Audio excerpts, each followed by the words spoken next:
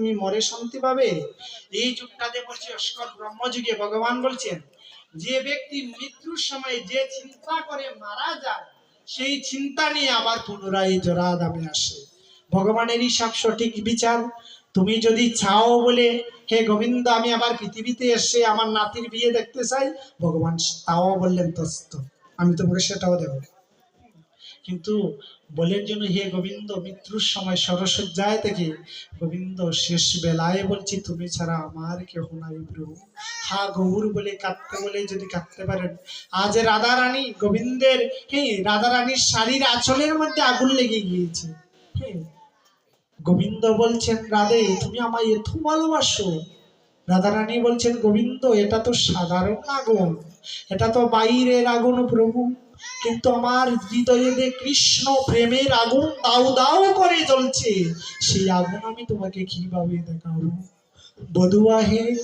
এটা তো সামান্য আগুন বধুয়া, এটা তো বাহিরের আগুন, কিন্তু সারাটা জীবন দিয়ে তুমি কৃষ্ণ প্রেমের অনন্ত দিয়ে আমাকে কাঁদালে এই আগুন আমি তোমাকে কিভাবে দেখাবো প্রভু, আমি এই আগুন আমি তোমাকে কিভাবে দেখাবো। কৃষ্ণ প্রেমের এত জ্বালা বাবা, ঘরেও জ্বালা বাইরে যাবে শান্তি পাবেন না।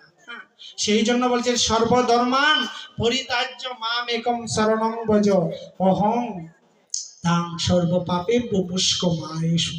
হে অর্জুন তুমি সবকিছু আমার প্রতি সমর্পণ করে দাও, সবকিছু আমার প্রতি সমর্পণ করে দাও, আমি তোমার সব রক্ষা করিব।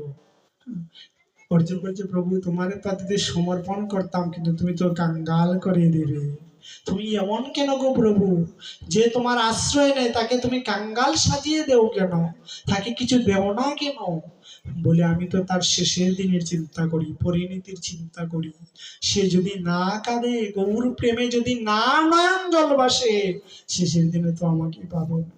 এই জন্য আমি তাকে কামনা বাসনা দিয়ে জর্জরিত সংসারে আমি তাকে রাখি। হে বিশুদ্ধ কৃষ্ণ প্রেম তার হৃদয়ে জাগ্রত।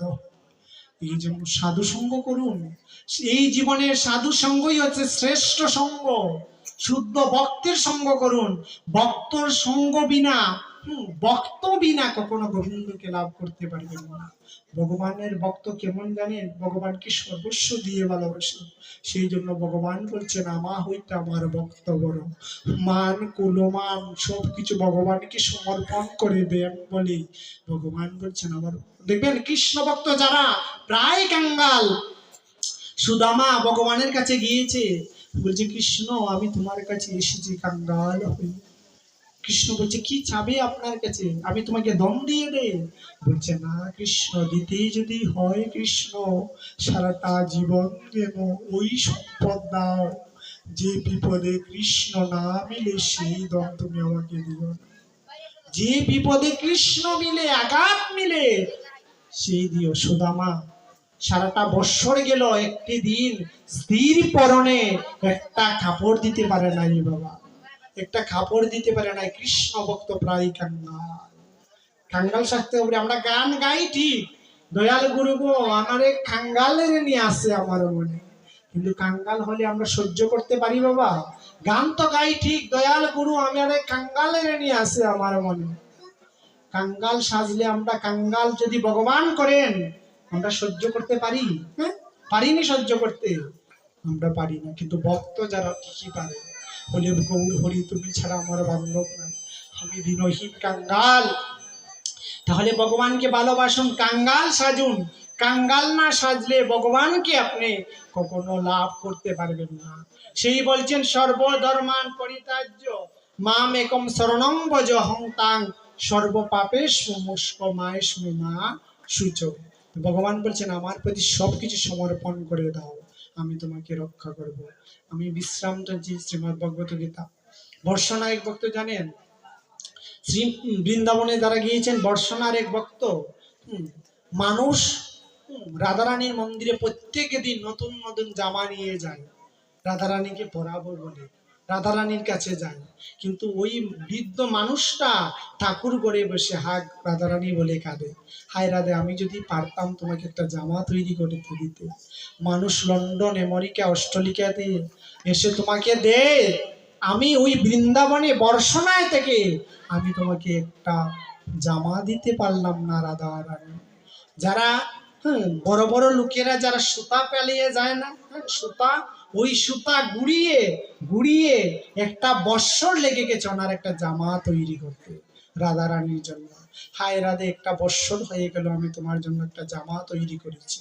ওই জামাটা নিয়ে যখন ওই নিরালা মন্দিরে যাবেন, হ্যাঁ, তো উঠতেন, সিঁড়ি বাইয়ে উঠতেছেন, একটা ছোট্ট একটা মেয়ে বলছে, হে গো, আমি তো কতদিন হয় আমার জামা নাই, দেখো আমার পরনে সিরা জামা, ওই জামাটাকে তুমি আমাকে দেবে, আমি পরবো। বলছে না, ওটা তো আমি রাধারানীর জন্য নিয়ে এসেছি, আমি ওটাকে রাধারানীকে দেব, আমি রাধারানীকে পরাবো। কি বলছেন, উনি সাধু তো, ওনার বাপ তো নির্মল সাধু বাবা, ওই বেশি কিন্তু চেনা যায় না, তিলক চন্দন দিলে সাধু চেনা যায় না, মনের ভাব থেকে আপনি সাধুকে চিনতে হবে। হ্যাঁ, ওর ভিতরে চৈতন্য থাকতে হবে। বলছে আমি তো ওটা রাধারানীর জন্য এনেছি, আমি তোমাকে দেবে না। ওনার কাছ থেকে তানটা মেনে নিয়ে চলে গিয়েছেন ওই মেয়েটা। বলে, হায় রাধারানী, তুমি এতটাই কৃপাময়, তোমার জন্য একটা বৎসর হয়ে গেল জামাটা বানালাম, আর তুমি ওই জামাটা আমার কাছ থেকে, হ্যাঁ, ওই বাচ্চাটা নিয়ে গেলে তোমাকে আমি দিতে পারলাম না। উপর থেকে একজন এসে বলছে, জানেন, বলছে, হে গো, তুমি এখানে বসে কাঁদছো কিসের জন্য? কাঁদছো কিসের জন্য? বলছো, আমি তো রাধারানীর জন্য একটা জামা তৈরি করেছিলাম, কিন্তু দিতে পারলাম না। তুমি যে জামাটা তৈরি করেছো, বানিয়েছো, গিয়ে দেখো রাধারানীর পরনে কত সুন্দর হয়ে লাগছে, কত সুন্দর হয়ে বানাচ্ছে। রাধারানী যেন আজ আনন্দে হাসছেন, রাধারানী যেন আনন্দ নৃত্য লীলা করছেন। বলছে, উনি সত্যি উপরে গিয়ে দেখেন রাধারানী সত্যি জামাটা পরিয়ে আনন্দ করছে।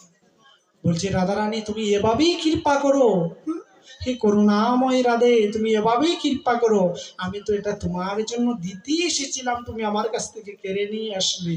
তুমি মন দেও ভগবানের প্রতি, যদি মনটা থেকে গোবিন্দের প্রতি, ভগবান